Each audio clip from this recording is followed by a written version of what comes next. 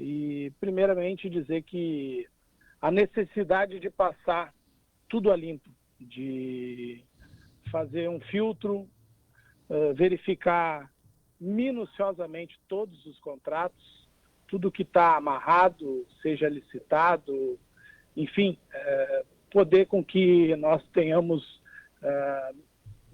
uma lupa em cima de algumas informações que realmente carecem nesse momento, porque a situação financeira do município, todo mundo sabe que não é das melhores, muito pelo contrário, é das piores, e nós estamos atentos desde o primeiro dia de assumir a verificar valor por valor de tudo que está empenhado, de tudo que restava a ser pago, tudo que é dívida, tudo que é valor contratualizado que tem que ser honrado, mas que por força da legislação contratual, o município tem prerrogativa e tem poderes de rescindir, de cobrar algumas coisas, né, que não estão sendo cumpridas, enfim, passar a lupa e nos dá até segunda ordem, né, poderes para que essa comissão, né, que a gente cria, o primeiro decreto é que cria o CEBOF, uma atitude pioneira na cidade de Cachoeira do Sul,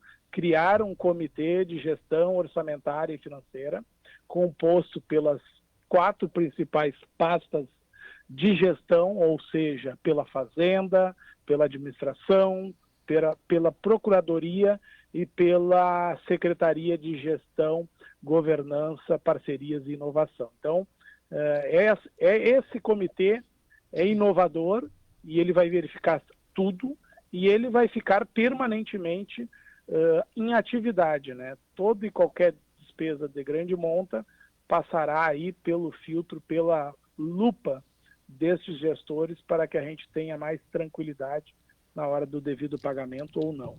Bom, mas, prefeito, isso significa suspender temporariamente ou é dizer não vamos pagar? Porque na cabeça de quem tem dinheiro para receber fica este ponto de interrogação. Até porque a interpretação de texto não me parece que seja uma coisa atualmente muito em moda, né?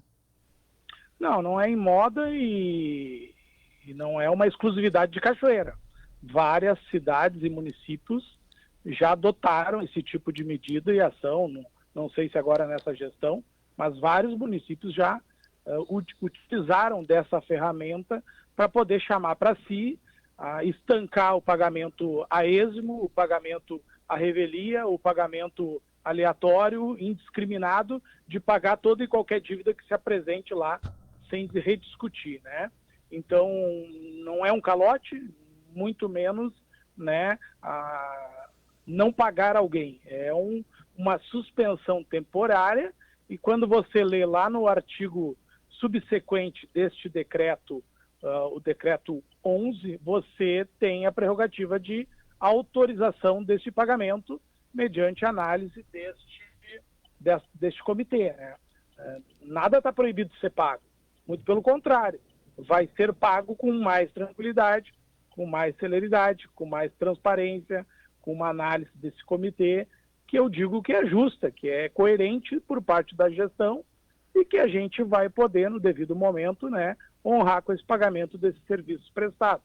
Ocorre que não é para pagar até segunda ordem, né, deste comitê e deste prefeito que está falando, porque é muito fácil aparecer conta todos os dias. A Secretaria da Fazenda tem tido bastante recebimento de notas, de empenhos, de serviços de outubro, de julho, de agosto, conta de água, conta de luz, conta de contratos, conta de compras de equipamentos, né? E que a gente também tem que ter um fluxo de pagamento. Se eu tiver que pagar tudo que se apresentar hoje, alguém não vai receber. Então, a gente precisa ter uma tranquilidade de trabalho para verificar esses contratos e realmente, de fato e direito, poder honrar esses pagamentos. Bom, prefeito, por outro lado, de quanto é essa dívida? Porque na terça-feira a secretária Paola esteve aqui, né, nos dando uma entrevista e depois ficou até o finalzinho do programa esperando uma informação e se falava em 70 milhões de reais. Alô? Oi, estou ouvindo. Não, se falava que a dívida hoje, de restos a pagar 2023, 2024, chegaria aí aos 70 milhões de reais. O montante ele varia, né? Ele oscila, né? Não tem como precisar o montante da dívida, né? A gente, inclusive, fez uma nota explicativa já informando todos os valores que tem de passivos, de dívida fundada, de déficit do ano passado, a previsão do déficit desse ano. Então, realmente é preocupante. O que nos cabe no tocante é passar. Prefeito, por outro lado, como é que está sendo negociado ou tratado essa questão do reajuste do funcionalismo dos 4,77%? Bom, é dentro do previsto, né? É uma reposição baseada na inflação.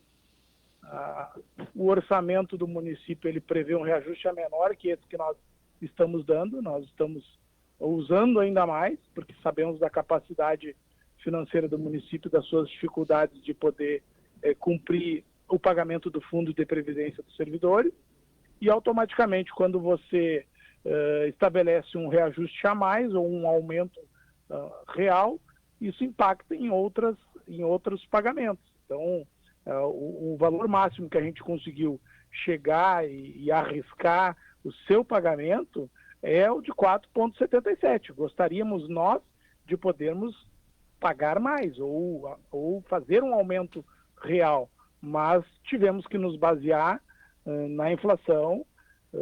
Sabemos as dificuldades de poder honrar o fundo de previdência, não sabemos a que mês a gente consegue estancar, né, ou garantir o pagamento da previdência. Provavelmente a gente não deve chegar a julho, a agosto, ou daqui a pouco antes, mas o fato é que o município não tem para pagar a previdência dos servidores por completo neste ano de 2025, o que não é uma novidade, né? Todos os anos anteriores se deixou de pagar a previdência dos servidores pelas gestões anteriores. E dado esses números, esses resultados, ocasionaram uma sequência de parcelamentos para os governos seguintes ou para os anos subsequentes. O ano passado, por exemplo, não se pagou 39 milhões do Fundo de Previdência dos Servidores, e que foi remetido para parcelamentos a seguir, para ser pago agora nos próximos 3 anos. Isso incide sobre uma sequência de parcelas, de parcelamentos, que vão cada vez mais engessando o serviço público, cada vez mais tirando o recurso que pode ir para a saúde, para a educação, para a infraestrutura, para as estradas, para a assistência social, e que vão para honrar pagamento de previdência. Então, é uma escolha que tem que ser feita. Qual que a gente paga, qual que a gente honra, e quando a gente não vai ter mais dinheiro, pode ter certeza, eu serei o primeiro a divulgar para os meios de comunicação e para os servidores e para a sociedade quando o dinheiro não vai chegar para pagar a todos. Então, é um ato de responsabilidade que eu tenho que ter no momento. A herança que eu recebo, a dívida maldita, ela não é uma dívida que eu quis, não é uma dívida que eu muito menos contraí, mas é uma dívida que eu tenho que dizer para a sociedade o que eu pago com o que eu tenho, com o que eu vou arrecadar ou com o que eu não vou arrecadar, que é queda de ICMS, que é queda de repasses de Fundeb, que é talvez a possibilidade de a gente ter que reparcelar o fundo de previdência amanhã ou depois, ou dizer para a sociedade, a conta precisa ser revistas, e a alternativa que eu vou ter são projetos de reforma da planta genérica de valores, reforma da Previdência, o estudo se a gente vai ter que um dia fazer a segregação de massa ou não, mas as medidas, todas elas, a sociedade vai ter. Nós apresentaremos. Se vai aprovar, eu não sei, mas eu não tenho mais remédio a não ser dizer, aprova-se reformas, melhora-se receita, se gasta-se menos, e o que eu estou fazendo é gastar menos. Nós estamos apresentando decretos para rever contratos, inclusive me possibilita renegociar o contrato do lixo que custa 13 milhões, eu quero reduzir, então eu vou chamar a empresa agora, nessa semana, a secretária da Fazenda e o comitê está autorizado a pegar todos, por exemplo, os 10 maiores contratos e chamar por ordem. Aqui, o que o senhor vai reduzir neste custo para a nossa cidade? Posso reduzir. Não posso. Se não pode, a gente vai ver alguns itens administrativamente que podem ser suprimidos e que podem ser reduzidos. Então, eu tenho que fazer mágica numérica. E mágica numérica realmente se faz com dados, com números, com orçamento, com entrega ou não de serviço, o que eu corto hoje, o que eu não corto. O que as empresas podem abrir mão de receber nesse processo de crise da prefeitura. Então, o reajuste, ele é um reajuste audacioso. E, na verdade, a Câmara já poderia ter aprovado e já estar preparado para a folha de fevereiro dos próprios servidores. Então, os servidores que não vão receber o reajuste de 4,77 referente a janeiro, referente a fevereiro, não vão receber por conta que o prefeito não mandou. O prefeito enviou o projeto, ele está na Câmara, estão perdendo tempo de aprovar, porque não tem outra possibilidade de dar outro valor a mais. Não tem outra possibilidade porque não existe recurso. Prefeito, por outro lado, a semana passada os funcionários fizeram uma assembleia, foi feita uma comissão que foi conversar com o senhor aí no gabinete, coisa e tal. E nós recebemos aqui alguns cálculos, por exemplo, na reforma administrativa, a mudança de cargos, de nomenclatura dos cargos entre CCs e FGs, né, o aumento para essas pessoas beirou aí aos 32%. Enquanto que está sendo oferecido para o funcionalismo 4,77%. Eles consideram isso uma disparidade muito grande. Como explicar isso para o pessoal, digamos, da Secretaria de Obras que não recebe sequer o salário mínimo? Eu explico muito facilmente, né? Não existe nenhum salário da reforma administrativa que receberá aumento de 32%. Isso é uma inverdade, é uma leviandade de quem propaga isso.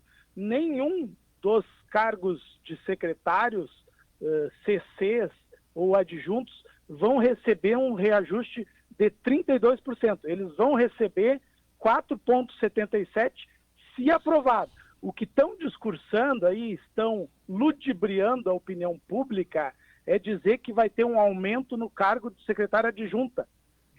Veja bem, Dalcira, o cargo de secretário adjunto não existia. É um cargo novo, criado por uma lei nova, pela Câmara de Vereadores. Lei da Câmara de Vereadores, o prefeito cumpre, o prefeito obedece, é lei. E esta lei criou o cargo de adjunto. E neste projeto de reforma administrativa, nós excluímos 42 outros cargos. E isso possibilita uma redução de gastos a longo prazo ou ano a ano de usar cargos a menos. Tinha na estrutura do município 201 cargos de CCs e FGs. E agora, a partir da reforma administrativa, passa a ter 173 cargos. Foram cargos extintos em algumas áreas e cargos criados em outras áreas por uma questão de coerência à modernização da gestão pública. Veja bem, eu tenho menos CCs na obra, mas eu tenho um cargo de adjunto que está lá, todo mundo conhece o Bochecha, ele está lá trabalhando 14, 16 horas por dia, fazendo o trabalho de muitos CCs que a secretaria não vai ter. Então, o cargo de adjunto é uma prerrogativa, sim, da proposta da nossa reforma, no nosso modelo de gestão. Se alguém não gosta disso, porque as nossas escolhas têm sido de profissionais técnicos, capacitados, com conhecimento político, eu sinto muito, mas está cometendo uma leviandade, está mentindo para a sociedade. O cargo de secretário adjunto, ele não existia. Portanto, se ele não existia, eu não posso dar aumento. O que eles estão fazendo é comparar com o cargo de diretor. O cargo de diretor, ele ainda continua existindo na saúde, na educação, nas pastas mais importantes. E nas outras, ele foi extinto. Ele foi extinto porque é um cargo de diretor. O de adjunto tem prerrogativas quase tão iguais do que a do secretário. Sim, mas é aí, prefeito, que agora mesmo tem um ouvinte mandando aqui, mas tira o cargo de diretor, que era 3 mil, 4 mil, e passa para um cargo de adjunto, que vai ganhar metade do salário do titular. Isso não é um aumento? Pergunta o ouvinte aqui. Não, um cargo de diretor, primeiro que não ganha 3 mil, ele ganhava 5 mil, já está faltando informação. Segundo, o de adjunto, ele tem atribuição de adjunto. Os meus adjuntos, eles trabalham muito mais do que os diretores de qualquer outro governo, todos juntos. Então, assim, quem não gosta do adjunto se elege prefeito daqui a 4 anos e extingue esse cargo, mas não cria outros, extingue. Eu optei por criar o de adjunto porque eu posso demandar a 2 secretários ao mesmo tempo. E todos os secretários da Alcira, eles são obrigados, por força da lei, a tirar férias, ter o gozo de férias. E quando um secretário tira férias, que ocorria e tu cobrava muito anteriormente, os secretários saíam de férias, ninguém respondia pelas pastas. Tem centenas de críticas a isso. Então, hoje em dia, se qualquer secretário tiver algum problema de saúde, né, tiver o problema das férias, eu tenho o adjunto à altura para responder, continuar defendendo a pasta, continuar participando das reuniões e ser cobrado. Antigamente, ficava um diretor sem empoderamento, sem responsabilidade. E mais importante para a sociedade saber, se o meu secretário não responder à altura, eu tenho um adjunto na sombra, correndo, trabalhando, tanto quanto o titular, para daqui a pouco, se eu necessitar, tem que colocar no lugar.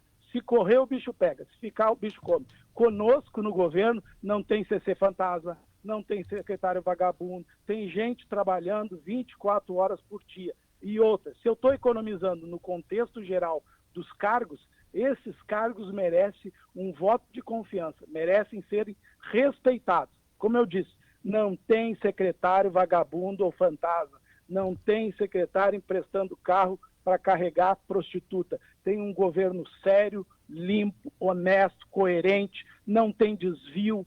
Nós estamos fazendo a lição de casa, passando. Tem muito puxadinho aí dos últimos contratos que estavam lá no meio da operação Fandango. Então, assim, Cachoeira está tendo um governo que está botando o dedo na ferida, botando gestores qualificados. E a pessoa que continuar dizendo que está tendo um reajuste ou aumento de 32%, continuará mentindo para a sociedade. Nada disso contribui para a nossa cidade. Eu espero que todos tenham compreendido isso que eu estou dizendo, porque isso é fato de direito à verdade. Então, assim, se a pessoa continuar a propagar essa mentira, essa falácia, a gente tem que agir de outra forma, porque é um ato irresponsável. Nenhum adjunto ganhou aumento de 32. Pois é, tem um aditivo numa emenda no projeto dos 4,77%, prefeito, que prevê aí que, então, o primeiro escalão, também a Câmara de Vereadores, Procuradoria Jurídica, enfim, quem está entrando agora não receberia aumento, nem os 4,77%, e essa economia do congelamento desses, digamos, congelamento, né, desses salários, poderia aí suprir, então, ou equilibrar o salário desse pessoal que ganha menos que o salário mínimo. O pessoal que ganha abaixo do mínimo vai ter do governo Balartim o desafio de receber, no mínimo, né, o valor igual ao mínimo, que todos os outros últimos governos sequer discutiram o tema da Alcira. Os outros governos esconderam esse assunto. Eu falei na campanha, continuo falando que é um desafio. O dia que a Câmara aprovar as reformas da Previdência, planta genérica de valores e, se necessário, a segregação de massas, nós teremos dinheiro para pagar o mínimo destes servidores. Veja bem, repetir para ficar bem gravado. O dia que a Câmara aprovar a reforma da Previdência, a planta genérica de valores e, se necessário, a segregação de massas, todos os servidores têm a minha palavra, vão receber o mínimo que tem direito. Agora, sem reformas, não vai cair dinheiro do céu. E essa emenda, ela nada mais é do que jogar para a torcida. Todos que estão trabalhando são iguais, eles merecem, sim, o reajuste previsto neste projeto. E quem decide agora não é eu, é a Câmara de Vereadores. Mas a orientação vai ser para que a sua base aliada não aprove, não concorde ou vote contra essa emenda. Não tem orientação nenhuma para a bancada de vereadores do prefeito. Ninguém está autorizado a dar posicionamento de que tem que fazer ou não. A Câmara é independente. Os parlamentares nossos, que são representantes da base ou do governo, eles têm autonomia, eles têm a nossa transparência de que analisem corretamente os números, os dados aos quais a gente colocou em reunião.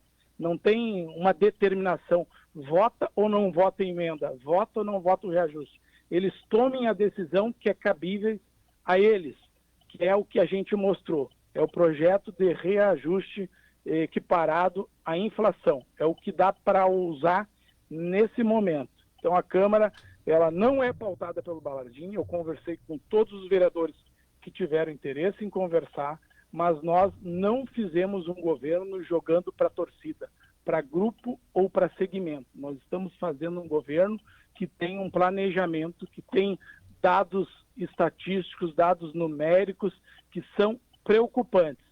Votem conforme a consciência de cada um. Se derem o reajuste para os servidores, eu vou trabalhar para honrar. Se não derem, se não votarem, já estão perdendo o reajuste. Não vou determinar a secretária da Fazenda que aplique os 4,77 já de janeiro, de fevereiro e de março, que não vai dar tempo de entrar na folha, para que isso corra juro, que isso rentabilize para o município. Porque isso é o nosso desafio. Então, eu não estou brincando com os números, eu não estou mentindo sobre os números. Os números são realistas.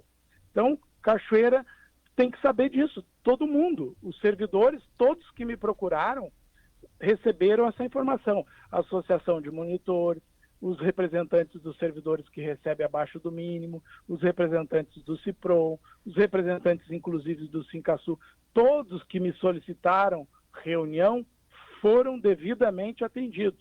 Então, nós estamos dialogando e estamos dando essa visão. Não tem nenhuma possibilidade de a gente enviar um projeto com 4,78 ou a mais. O valor estabelecido é esse, esperam que tenham um bom debate e que decidam. O papel do vereador é legislar, é votar aquilo que tem de proposta dentro do parlamento, dentro de propostas que sejam legais, dentro de emendas que sejam legais e que a gente possa corretamente depois executar.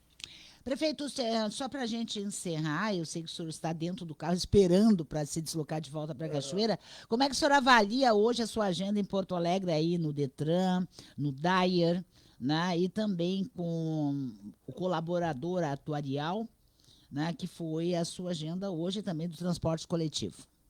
Vamos começar pelo cálculo atuarial, né? Estivemos conversando, dialogando com representantes da empresa que presta consultoria, atualizando os dados, atualizando os números, né, que preocupam. O déficit está consumado em 1 bilhão de reais, tá?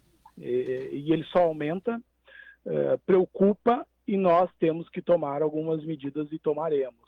A questão no DAIR, nós fomos cobrar questão de estradas, de pontes, a questão de imóveis do DAIR, nós estamos aqui notificando o DAIR para devolução para o município, porque parte das estruturas do DAIR foram construídas com doação de terrenos pela prefeitura no passado, e agora o DAIR não tem mais a sede no local. E tivemos também no Detran, também recebendo algum material para campanhas de trânsito. Nosso trânsito está muito veloz, Alcira. Nosso trânsito está uma carnificina, nosso trânsito está preocupando. Nós temos a nossa coordenadora de educação para o trânsito, projeto esse que foi recriado na reforma administrativa agora também, a professora Marieta, que já estão fazendo um excelente trabalho de volta às aulas. Enfim, a gente tem tantas coisas boas para dialogar. Estamos trabalhando na venda da folha para o Banrisul, prometemos em breve aí poder fazer esse anúncio. Então tem bastante coisas que a gente está lutando, mesmo que tenhamos muitos trabalhando contra o sucesso do governo, esse sucesso não é contra nós, esse sucesso é contra a cidade da nossa gente. Então a gente está tranquilo, fazendo tudo que tem que fazer. Tivemos também a reunião com um colaborador da questão do transporte coletivo urbano, tá? Estamos estudando medidas para poder em breve anunciar, buscar os dados, buscar informações. Nosso transporte coletivo está precário, a situação financeira preocupa, porque realmente as empresas passam por dificuldade para sobreviver, e não sei quem vai querer administrar o transporte em breve, mas nós temos que agir, temos que fazer todo o processo como ele tem que ser feito, fazer a licitação, fazer os estudos e poder apresentar aí um certame coerente com a realidade que Cachoeira do Sul tem. Tá certo, prefeito Leandro Baladinho, obrigada pelas informações, pela participação aqui no Conexão 99, tenha um bom retorno.